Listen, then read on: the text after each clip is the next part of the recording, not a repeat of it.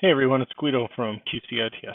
So I just wanted to make you a quick video here. I decided I want to give you guys a little gift. Some of you guys would be like, wow, this is the most obvious thing in the world. And others, especially if you've never heard of it, are going to be like, oh my gosh, you are the greatest. Thank you so much. So um, one of the biggest problems I find when I'm browsing the internet is just I'm bombarded with all kinds of spyware, adware, pop-ups, prompts, all kinds of things like that. So, and commercials. Commercials. I hate commercials. I hate watching them on YouTube. I hate watching them anywhere. Support YouTube, by the way, but yeah. So I just wanted to show you guys really quickly how to turn on what's called an ad blocker. And an ad blocker does just what it does. Just what it says. It blocks ads.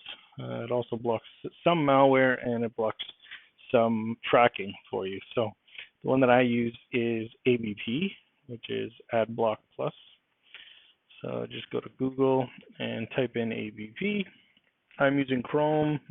Chrome is usually what I recommend um,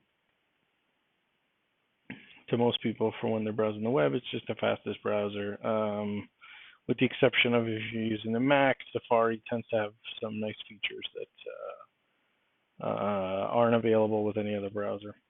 So you're going to click on ABP, AdBlock Plus. You can install it for Chrome. Take a second. You want to add this extension. I'm going to say yes. And it's downloading it. And it's adding it to Chrome. There you go. So it's been added. Okay, so now what we'll do is I'm going to actually configure a couple settings. So it'll bring you to this first page here, which is AdBlock Plus, tell you that everything's been installed properly, and it'll give you the options to donate. They have an AdBlock browser. Oh, that's pretty cool for Android and iOS, so that way you can be safe on the Androids. But okay, so usually what it'll do is it'll bring you this page. AdBlock Plus can do more than block just ads, right? So I'm going to turn on the malware in this case. Protection. I'm going to turn on the remove social media buttons because I don't really use social media stuff. And I'm going to say disable tracking. So browse privately as much as possible. That's pretty much it. So now when you go to a web page, such as YouTube, which again, you want to support certain sites who use this stuff, and there are certain sites out there that actually detect blockers, and they warn you. They warn you that, they need support and stuff like that. The way that you support them is by watching commercials and supporting their advertisers who pay for their fees and server fees, etc. So you can see at the top the little icon. It has a 4 under it, which tells you that it's blocked four ads on this site, 4 in total so far, right? Now the cool thing is you can block by element, or you can also enable a certain site. So if there are some sites that you want to support or won't let you view the content with the ad blocker running, you just click on this and it's disabled on that site. So now when I hit the refresh, I'll see all the commercials and I'll see all the ads and stuff as you normally would on the web page. Okay, one last thing I want to show you guys are your options here. So what'll happen is sometimes you're going to have it's basically the software uses a list, just like antivirus or something like that. We'll have a list of viruses, and it'll have that database that it matches against to filter out certain malware, junk, viruses, anything like that. In this case, what it is, we're going to be filtering for privacy settings. So like there's going to be certain commercials, certain websites that have certain commercial addresses. It's going to block those. So once in a while, you're going to want to update those. It'll do it automatically. They're updated periodically, as you can see, and it'll show you here which ones that updated and when.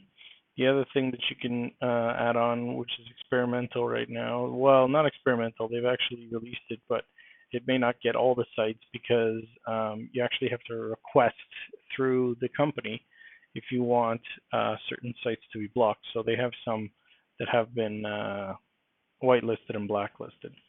So you enable, by enabling this top one, this is a warning removal list. So certain websites that say, oh, warning, you're using a pop-up blocker.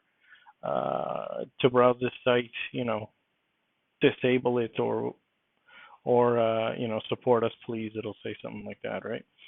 And that's it. You can update this if you find that it's not working on certain pages. It'll download. You just hit the update now button if it's not working. YouTube, a lot of times you have to keep it updated. So if you want to watch it without any commercials, like as an example. Okay, you can also add filters. Okay, you can also, so this is a custom filter list in case you have your own filters that you want to have added in. So like there's some certain commercials that you know of already that you want to put. And then there's whitelisted domains. So youtube.com is whitelisted, right?